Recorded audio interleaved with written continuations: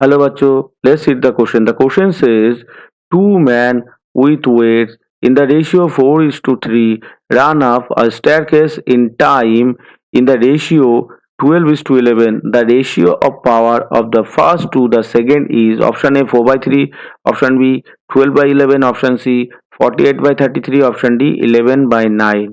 तो यहाँ पे जो गिवन डेटाज है वो क्या है, two man with weights in the ratio 4:3, यानी गिवन जो वैल्यू है m1:m2, m1:m2 इसका जो वैल्यू है वो वैल्यू है 4:3 और इसका जो टाइम रेशियो है वो टाइम रेशियो यानी कि T1:T2 जो है वो है 11:12:11।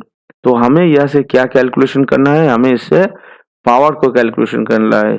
यहाँ पे और जो डेटा है the weight is in the ratio 4:3 run up a staircase in time ratio 12:3 the ratio of the power। तो पावर को हम क्या लिख सकते हैं, the power ratio P1 by P2 हम लिख सकते हैं W1 by T1 into T2 by W2, ये लिख सकते हैं क्योंकि power is equal to work done by time.